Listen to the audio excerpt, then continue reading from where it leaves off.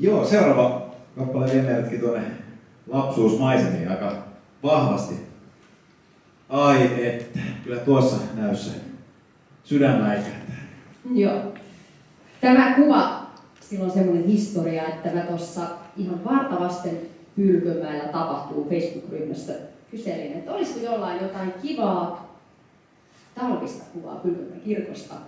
Ja sattui niin sopivasti, kun seuraavassa laulussa puhutaan muistojen kultaamista jouluista ja siitä, miten isä valjastaa pollen reen eteen ja lähdetään vällyissä tekemään matkaa sinne kotikirkkoon. Tuossa on kantalaisen Erkki oman hevosensa kanssa ja kuvan on ottanut, en ole itse asiassa varma kuka on ottanut, mutta kuva on Linnan Ireneltä, eli rovasti Aaro Linnan tyttären arkistoista. Kyllä, ja tärkeä kirkko totta kai meille molemmille, ja Marian äiti Margaret oli aika olennaisessa osassa tässä munkin musiikkitaipaleella siinäkin monessakin mielessä, mutta esimerkiksi siinä mielessä, että tuolla kirkossa laullaan ensimmäistä kertaa ihan julkisesti tavallaan ensimmäisen keikan Pylkönmäen kauneimmissa joululauluissa. Kyllä. Oli muuten jännä paikka, täytyy sanoa. No niin, mutta muistojen kultaamat joulut.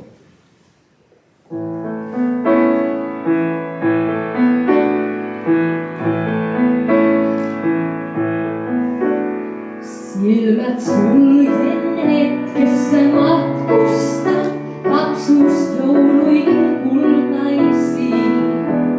Isä kuusen tuoton tuuheimman ja se kannetaan hampariin.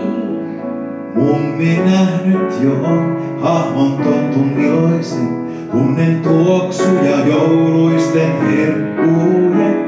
Nämä muistojen kultaamat jouluni vain ovat kauneita lapsuuttaan.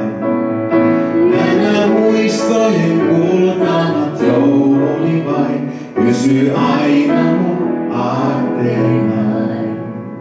Kirkon kellot kutsuen kaukaa soi, joulun viesti on muuttumaton.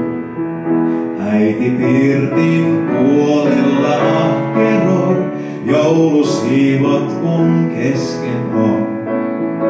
Isä valjastaa pollen tuo oven eteen, sitten kirkkoon mä vällyissä matkaa jo teen. Nämä muistojen kultaamat jouluni vain ovat kauneita lapsuuttain. Nämä muistojen kultaamat jouluni vain pysyy aina mun aarteenaan. Jouluhiljainen, joululapsuuden, jouluhiljainen, joululapsuuden. Nämä muistojen kultaamat jouluni vain ovat kauneita lapsuuttain. Nämä muistojen kultaamat jouluni vain pysyy aina mun aarteenaan.